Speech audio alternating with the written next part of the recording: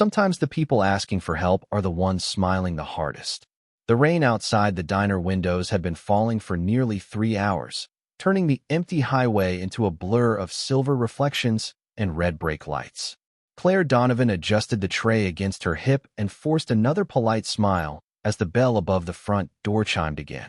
Midnight customers were usually exhausted truckers, couples arguing in whispers, or lonely people looking for somewhere bright enough to avoid going home. But the man who walked into Rosie's diner that night looked different from the second he stepped inside. His charcoal coat was still dry despite the storm, his shoes spotless, his posture calm and controlled like the world moved slower around him. Claire noticed him because everyone noticed him.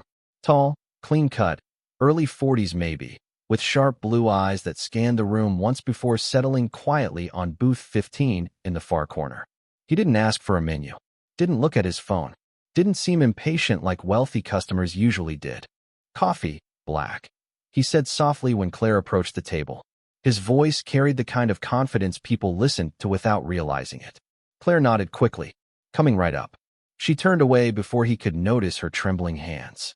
Her phone vibrated again inside her apron pocket, the fourth time in 10 minutes. She ignored it.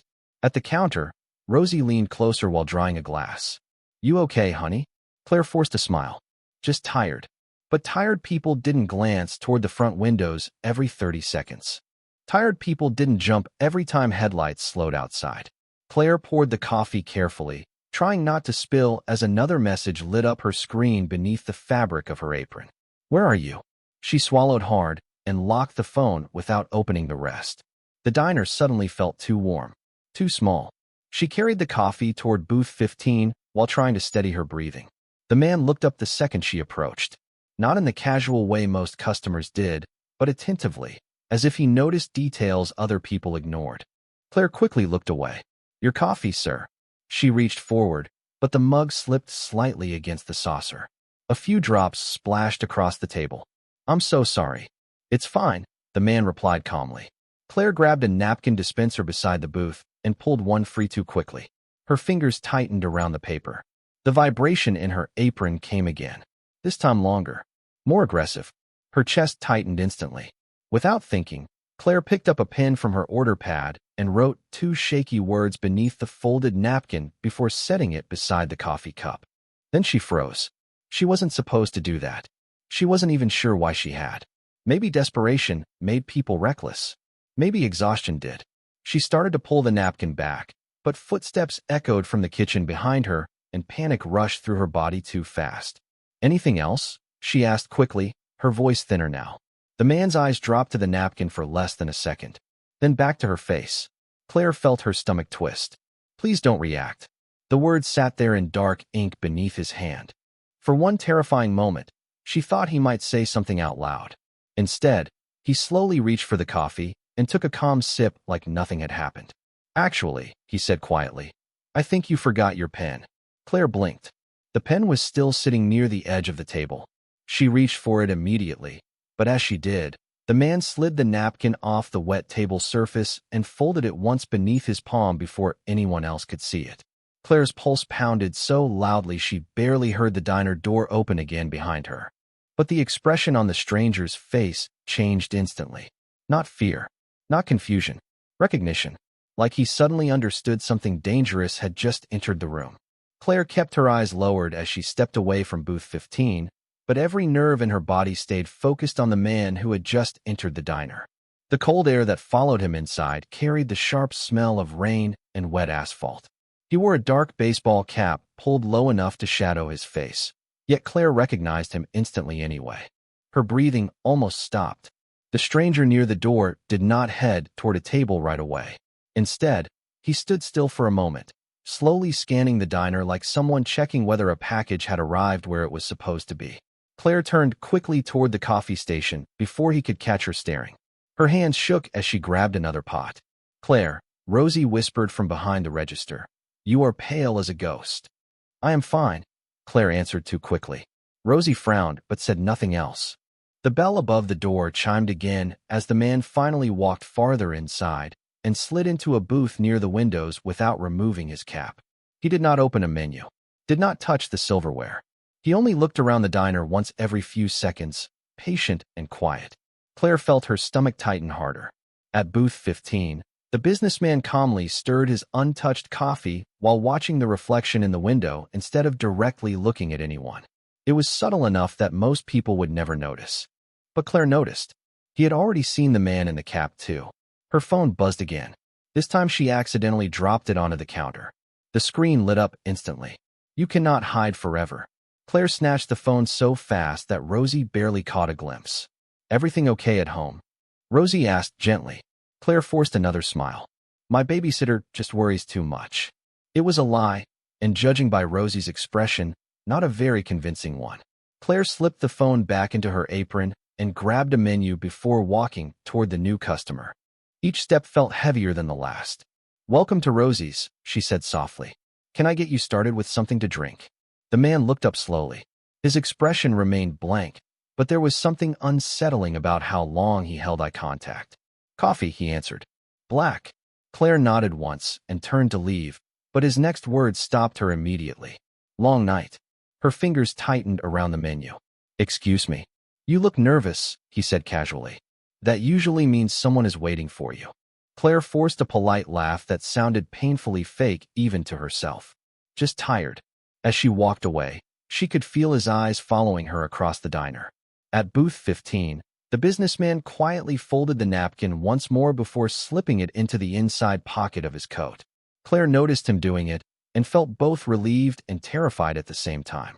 She still had no idea who he was, but instinct told her he was not the type of man who ignored things once he noticed them. Outside, headlights slowed near the parking lot. Claire froze for half a second when a dark SUV rolled past the diner windows before continuing down the highway. Her pulse jumped instantly. The customer in the cap watched her reaction carefully. So did the man at booth 15. Claire hurried into the kitchen and pressed both hands against the stainless steel counter while trying to steady her breathing. One of the cooks glanced over. "You all right?" "Yeah," she whispered. "Just need a second." But the second never came. Through the small kitchen window, she saw the businessman stand from booth 15 for the first time. Calm, controlled. He placed several bills beneath the coffee cup before walking toward the hallway leading to the restrooms. As he passed the counter, he stopped beside Rosie just long enough to say something too low for Claire to hear. Rosie looked confused, then glanced toward Claire with concern. A moment later, the businessman disappeared down the hallway. Claire stared after him uneasily until her phone buzzed once more. This time the message was only 3 words long. "I see you." Claire stared at the glowing message on her phone until the screen slowly faded to black in her trembling hands. "I see you." 3 words. That was all it took to make the diner suddenly feel unsafe again. The kitchen noise faded behind her as panic crept higher into her chest.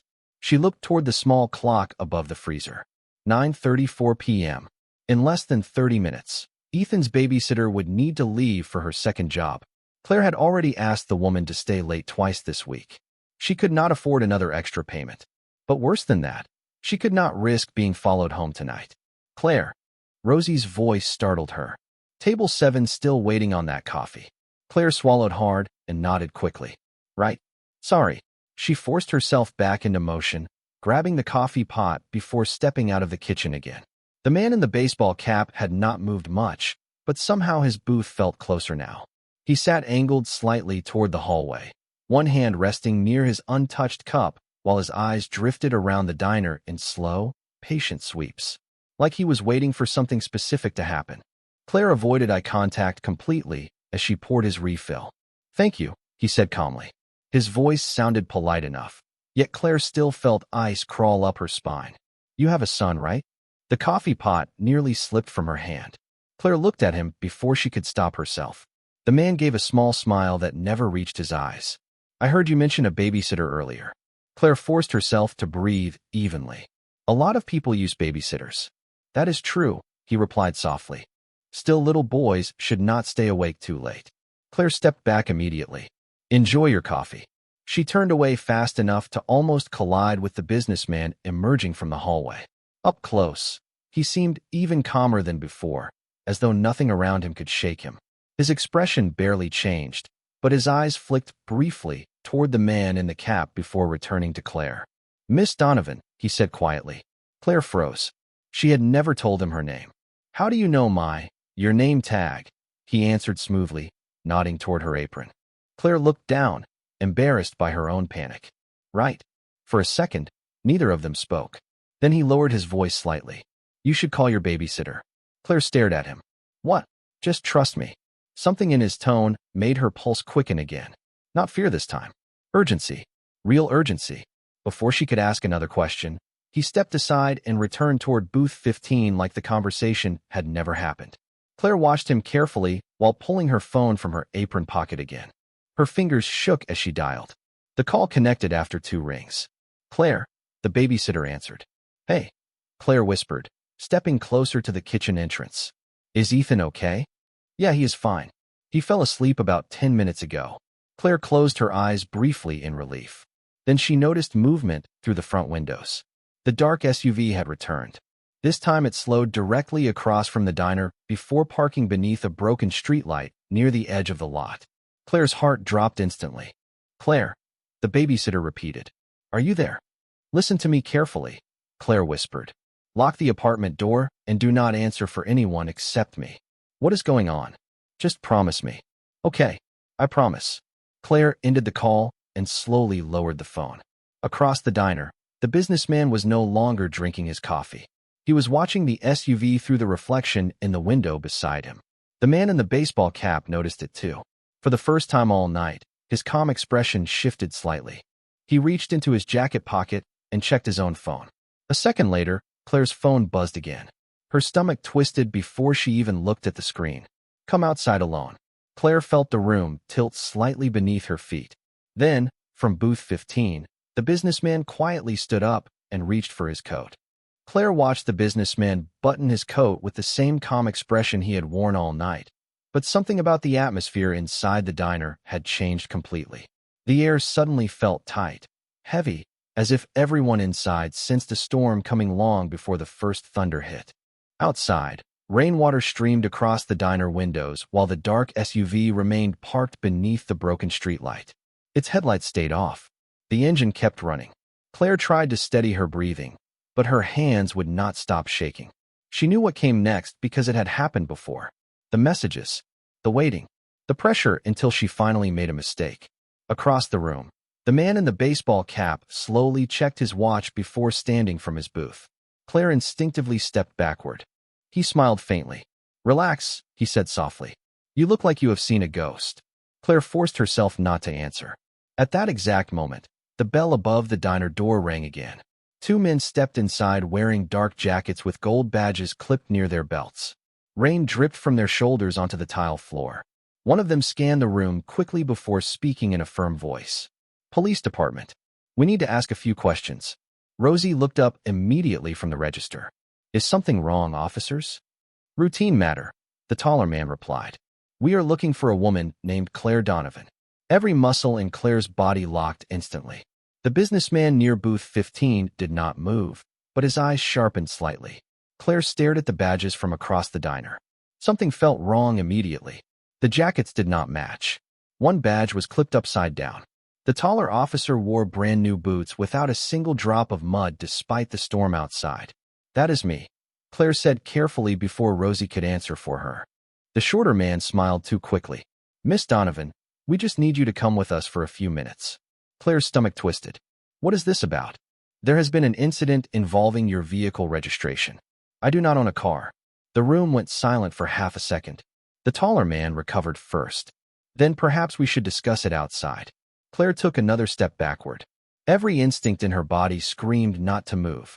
The businessman finally spoke for the first time since the 2 men entered. Interesting. His voice was calm enough to cut through the tension instantly. Both fake officers turned toward him. Excuse me, the taller one asked. The businessman slowly adjusted his sleeve. Most officers introduced themselves before questioning someone. Neither man answered. Claire noticed the subtle shift immediately. The businessman continued calmly, especially in a county where the sheriff requires visible identification numbers on every field badge. The shorter man's jaw tightened. Rosie looked between them nervously. Wait, are you saying they are not real officers?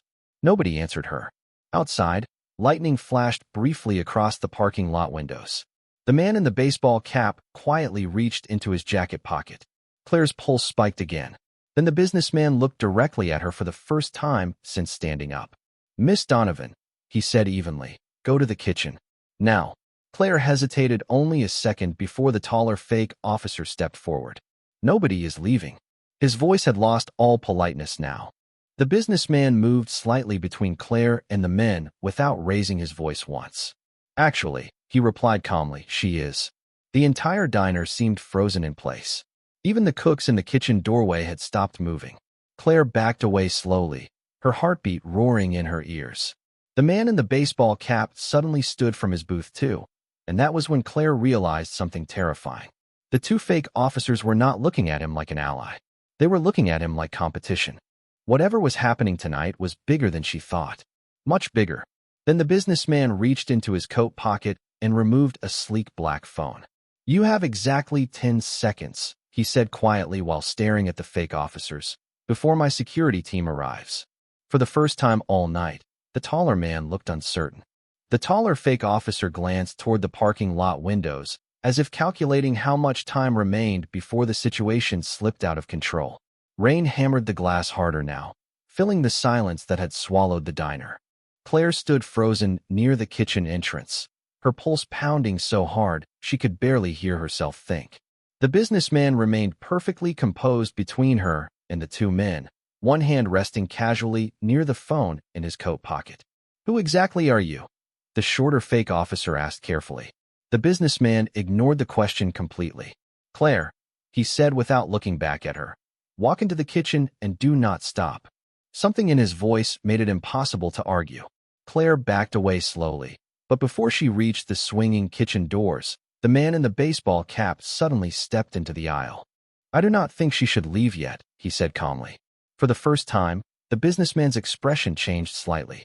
Not fear. Recognition. Like he had finally identified the real threat in the room. Rosie looked terrified now. "Okay, somebody better explain what is happening because you are scaring my customers." No one answered her. The cooks had already disappeared farther into the kitchen, pretending not to watch. Outside, headlights flashed briefly through the rain. A black sedan turned into the parking lot and stopped near the diner entrance. Then another vehicle pulled in behind it. The fake officers noticed immediately. So did the man in the cap. The businessman finally looked at him directly. "You should leave while you still can." The man smiled faintly. "You already know who I work for?" "I know enough." Claire's breathing became shallow. None of this made sense anymore. Who was this man? Why did everyone suddenly seem nervous around him? The bell above the front door rang sharply as two men in dark suits entered the diner. Unlike the others, they did not speak.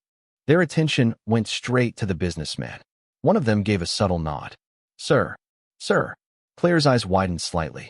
The businessman slipped his phone back into his coat and spoke without urgency. "Take Miss Donovan through the rear exit." "Wait," Claire whispered immediately. "What?" One of the suited men approached her calmly. "Ma'am, we need to leave now." "No," Claire said quickly. "I cannot leave. My son is home." The businessman looked at her for a brief moment, and somehow his voice softened for the first time all night. "How old is he?" "6. "Is he alone?" "No, but the babysitter has to leave soon." The businessman nodded once, thinking fast. "We will get him." Claire stared at him in disbelief. "Why are you helping me?" Before he could answer, the man in the baseball cap laughed quietly. "You still have not figured it out?" Claire looked between them, confused. The man continued, "Your mystery customer is Adrian Whitmore." The name hit the room instantly. Even Rosie gasped softly behind the counter. Claire felt her stomach drop. Everyone in America knew the Whitmore name. Whitmore Technologies. Private security systems. Billion-dollar government contracts. News interviews. Magazine covers. Adrian Whitmore rarely appeared in public, and when he did, people talked about it for weeks. Claire slowly looked back at the man from booth 15, suddenly understanding why his calm confidence felt different from everyone else's. Adrian barely reacted to hearing his own name. "This is not the time," he said coldly. But Claire's mind raced anyway. A billionaire had walked into a roadside diner during the worst night of her life, noticed a hidden message no one else saw, and somehow stepped directly into whatever nightmare had been following her for months. Outside, Thunder rolled across the highway as the dark SUV suddenly started moving again. One of Adrian's security men glanced through the window and lowered his voice immediately. "Sir, more vehicles just entered the lot." The fake officers exchanged uneasy looks. The man in the baseball cap slowly smiled. "Looks like we are all out of time." Adrian turned toward Claire one final time. "If you want your son safe tonight," he said evenly, "you come with me now." Claire had spent months telling herself not to trust anyone. Not strangers. Not men with expensive watches and calm voices. Not people who promised protection.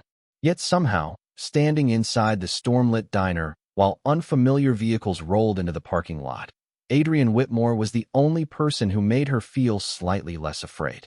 One of his security men pushed open the kitchen doors while the other stayed near the entrance, watching the growing activity outside. The fake officers no longer pretended to be in control. They stood stiffly near the counter, exchanging tense looks with the man in the baseball cap.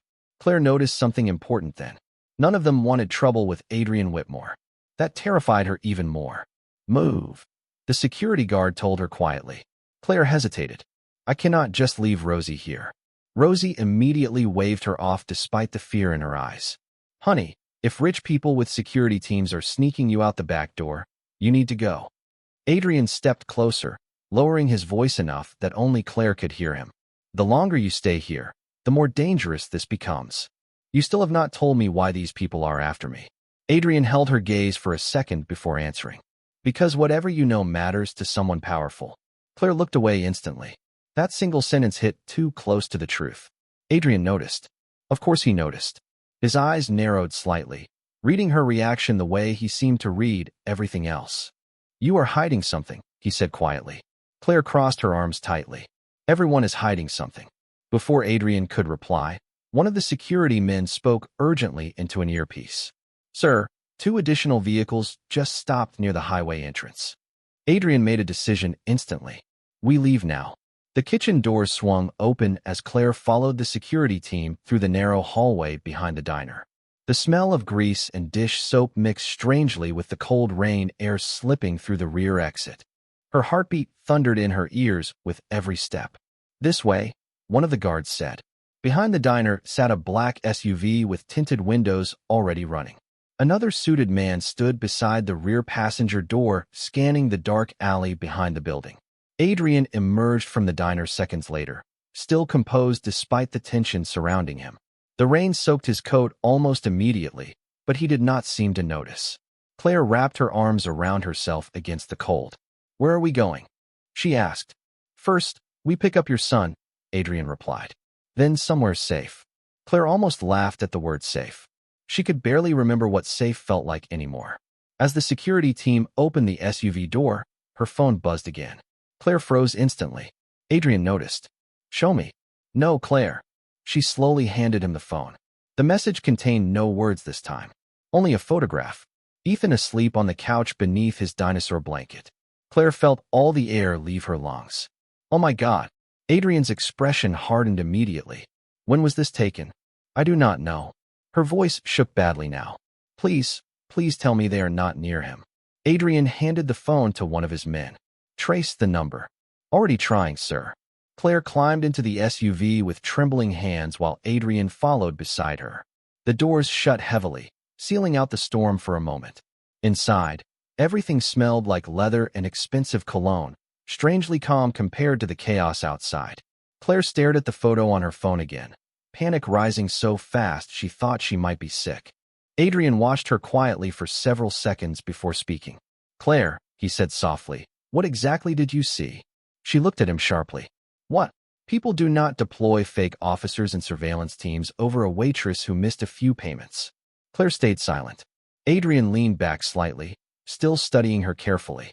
"Whoever is behind this believes you have something valuable." Claire's eyes filled with fear again because he was right. Months ago, she had witnessed something she was never supposed to see while cleaning offices during a late-night shift downtown. Men arguing. Large cash transfers on computer screens. Names she recognized from the news. And afterward, a frightened employee had shoved a small flash drive into her hand moments before disappearing forever from the building. Claire had never told anyone. Not even the police. Especially not the police. The SUV slowly pulled away from the diner as flashing headlights appeared at the far end of the parking lot. Adrian looked out the window once before turning back to her. "Claire," he said quietly, "I need you to trust me before this gets worse." Rain streaked across the SUV windows as the highway lights blurred past in long silver lines. Claire sat rigidly in the leather seat, clutching her phone so tightly her knuckles hurt. The photograph of Ethan still burned in her mind. Someone had been close enough to her apartment to take that picture, close enough to watch her son sleep. Adrian sat beside her with the same controlled calm that somehow made the situation feel even more serious. Across from them, one of his security men worked rapidly on a tablet while speaking quietly through an earpiece. "We lost signal twice," the guard said. The image was routed through multiple temporary servers. Adrian nodded once. "Can you confirm whether anyone entered the apartment building?" "Checking traffic cameras now." Claire pressed a hand against her forehead, trying not to panic. "This is my fault." Adrian looked at her immediately. "Do not start thinking that way. You do not understand," she whispered. "I should have gone to the police months ago. And now?" Claire stared down at the floor for several seconds before finally speaking. "Now I do not know who I can trust." The SUV turned off the highway into a quieter residential area lined with small apartment buildings and closed convenience stores. Claire's pulse quickened instantly as familiar streets appeared outside the window. "Slow down," she said suddenly. "The babysitter parks near the side entrance." Adrian's security team scanned the area carefully before the vehicle rolled to a stop half a block away from the apartment complex.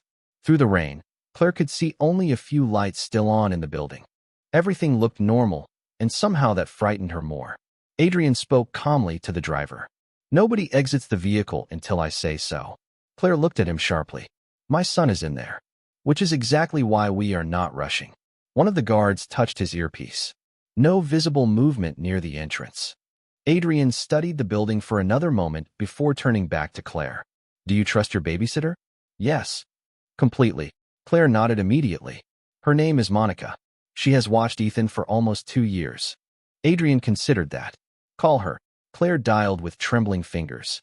The phone rang once, twice, 3 times. Then Monica answered in a whisper. "Claire." Relief nearly made Claire cry. "Monica, are you okay?" "Yes, but someone knocked on the door about 10 minutes ago." Claire froze. Adrian's eyes narrowed instantly. "Who?" Claire asked quickly. "A man said he was from building maintenance, but it felt strange. I did not open the door." Adrian held out his hand silently for the phone.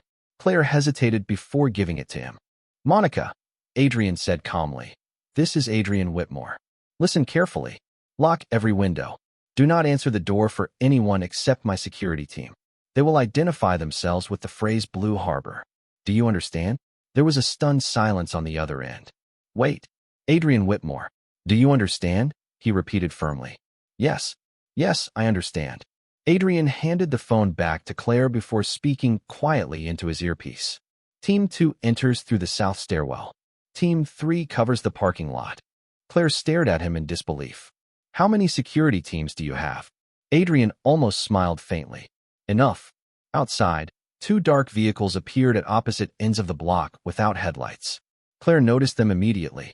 So did Adrian. His expression hardened. "They followed us faster than expected."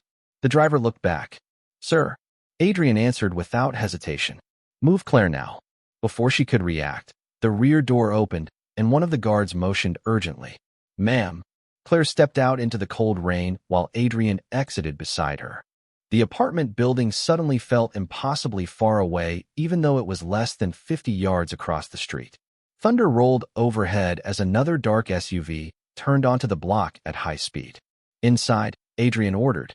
Claire ran beside the security team toward the building entrance, her shoes splashing through puddles while fear pounded in her chest. Halfway across the street, she heard a child crying faintly through one of the apartment windows above. "Ethan." The sound nearly broke her composure completely. "Mommy." Claire looked up instantly toward the third-floor window. Ethan's small silhouette stood behind the glass beside Monica. Relief flooded through her, so hard her knees almost gave out. Then Adrian suddenly grabbed her arm and pulled her to a stop. Across the parking lot, a man stepped out from behind a black sedan, holding something small and metallic in his hand. Even through the rain and darkness, Claire recognized the baseball cap immediately. The rain seemed louder now, pounding against the parked cars and cracked pavement, while Claire stood frozen in the middle of the street, staring at the man in the baseball cap. Under the glow of the apartment parking lot lights, his expression looked calm enough to be mistaken for friendly, and somehow that made him even more frightening. Adrian's grip tightened slightly on Claire's arm as one of his security men stepped forward protectively. "Get her inside," the guard said sharply into his radio. But the man near the black sedan raised one hand slowly. "Relax," he called out over the storm. "If I wanted trouble, this conversation would already be over." Claire felt her stomach twist. Adrian remained perfectly still beside her. "You are running out of chances to walk away," Adrian replied coldly. The man smiled faintly. "Funny coming from you." Claire looked between them in confusion. "Who is he?" Adrian did not answer immediately. His eyes stayed locked on the stranger across the parking lot. Finally, he spoke quietly. "Travis Cole." The name hit Claire like ice water. She had heard it once before during that night in the downtown office building. A whispered argument behind a conference room door.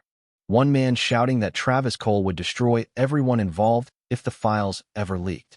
At the time, Claire had assumed it was just another wealthy businessman hiding dirty secrets.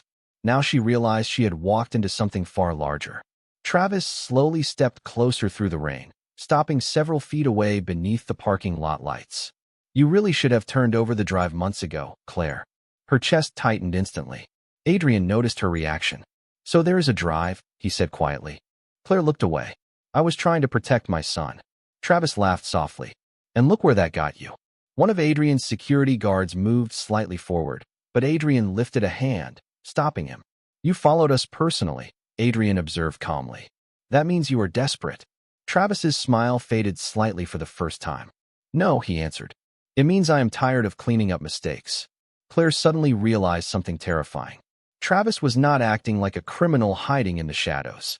He was acting like someone used to power, someone used to people obeying him. Adrian stepped slightly in front of Claire. "You already lost tonight." Travis shrugged. "Did I?" He nodded subtly toward the apartment building above them. "The babysitter seems nervous." Claire's heart nearly stopped. She looked up instantly toward the third-floor window where Ethan's silhouette still stood beside Monica. Travis followed her gaze casually. "Cute kid." "Do not talk about my son," Claire whispered. Travis ignored her completely and looked back at Adrian instead. "You know the problem with getting involved in other people's messes?" Adrian said nothing. Sometimes innocent people become leverage. Before Claire could react, Adrian turned toward one of his guards. "Take her upstairs now." The guard immediately guided Claire toward the apartment entrance while Adrian stayed behind. "No," Claire protested. "I am not leaving you out here." Adrian finally looked at her directly, and for the first time all night, she saw genuine emotion break through his calm exterior. "Concern." "Claire," he said quietly, "your son comes first." Those words hit her hard because she had spent so many months surviving alone that she had forgotten what it sounded like when someone else cared whether she carried the burden by herself. Upstairs, Ethan pressed his small hands against the apartment window, frightened and confused. Claire's eyes filled instantly. She started toward the building again, but then Travis spoke one final time. "You know what is interesting, Adrian?" Adrian remained still. Travis smiled faintly through the rain. "The woman you are protecting never checked what was actually on that drive." Claire stopped cold. Slowly, she turned back toward him. Travis reached into his coat pocket and pulled out a folded photograph sealed inside a clear plastic sleeve. Even from several feet away, Claire recognized the image instantly. Her breath caught in her throat. It was Ethan. Not recently. Years earlier. Ethan as a newborn in a hospital blanket. Claire stared at the photo in horror because there was only one explanation for how Travis could possibly have it. Someone close to her had been connected to him far longer than she ever realized. Claire could barely breathe as the rain soaked through her jacket, and Travis Cole held up the photograph beneath the parking lot lights. Ethan as a newborn, wrapped in a pale blue hospital blanket. Claire remembered that picture clearly because she had never taken it herself. The hospital had. Only 2 copies had ever existed. One in her apartment. One she thought had been lost years ago. "How do you have that?" she whispered. Travis lowered the photograph slowly, studying her reaction with unsettling calm. "Because you were never as disconnected from this world as you believed." Adrian's expression darkened beside her. Enough games. Travis glanced toward him. You still think this is about money? Then explain it. For the first time all night, Travis's confidence shifted into something colder, more personal. The drive Claire took contains financial records, offshore accounts, and communications connected to people who built their entire careers pretending to be untouchable. Claire looked down, her pulse hammering. Adrian spoke carefully. Including you. Travis smiled faintly. Including men far more dangerous than me. Thunder rolled overhead again as police sirens echoed faintly somewhere in the distance. One of Adrian's security guards stepped closer. Sir, local units are approaching. Travis barely reacted. That will not matter. Then he looked directly at Claire again. The employee who handed you the drive thought you were safe because you were invisible. Single mother. Waitress. Struggling to pay rent. Nobody notices women like you. Claire felt tears sting her eyes because for years that had been exactly how the world treated her. Invisible. Replaceable. Easy to overlook. Adrian suddenly stepped forward slightly. And yet she survived all of you. Travis's jaw tightened. Adrian continued calmly. You underestimated her. For a brief second, silence settled between them except for the ring. Then Travis gave a small nod, almost respectful. Perhaps. He slipped the photograph back into his coat pocket and looked once toward the apartment window above, where Ethan still waited behind the glass. Take care of your son, Claire. Without another word, he turned and walked back toward the black sedan. One of Adrian's guards moved immediately. Sir. Adrian lifted a hand, stopping him. They watched the sedan disappear into the rain-soaked street until the taillights vanished completely. Claire finally exhaled shakily. Why did he leave? Adrian looked toward the distant flashing police lights. Because tonight stopped being simple. Upstairs, Ethan threw open the apartment door the second Claire entered. Mommy. Claire dropped to her knees and held him tightly against her chest while tears finally escaped down her face. Ethan wrapped his small arms around her neck without understanding why she was crying. I was scared, he whispered. I know, baby, Claire said softly. I know. Monica quietly stepped back toward the kitchen, giving them space. Adrian remained near the doorway, watching silently. Ethan looked up at him curiously after a moment. Who was that? Claire wiped her eyes quickly. Someone who helped us. Ethan studied Adrian for a second before offering a shy wave. Adrian surprisingly smiled back. Small. Genuine. It completely changed his face. Weeks later, the storm that had consumed Claire's life slowly began to fade. Federal investigations quietly spread through news headlines across the country. Executives resigned. Financial records leaked. Powerful names disappeared from television interviews almost overnight. Adrian never explained how much influence he used behind the scenes, and Claire eventually stopped asking. Some truths were safer left untouched. By early spring, Claire and Ethan had moved to a small coastal town nearly 200 miles away. The apartment overlooked a quiet marina where fishing boats drifted peacefully each morning. Claire found work at a family-owned bakery near Main Street, and for the first time in years, Ethan slept through the night without fear. One Saturday morning, sunlight poured through the bakery windows while Claire arranged fresh pastries behind the counter. The bell above the front door chimed softly. She looked up automatically and froze. Adrian Whitmore stood near the entrance wearing a dark sweater instead of a tailored coat, holding a small paper bag from the flower shop next door. Claire stared at him in disbelief. You found us. Adrian's expression softened slightly. You say that like it was difficult. Ethan ran out from the back room carrying a drawing pad before stopping suddenly when he recognized Adrian. His face lit up immediately. You came back. Adrian crouched slightly to his level. Looks like I did. Ethan grinned before asking the question that made Claire's heart unexpectedly ache in the gentlest way possible. Are you staying for breakfast?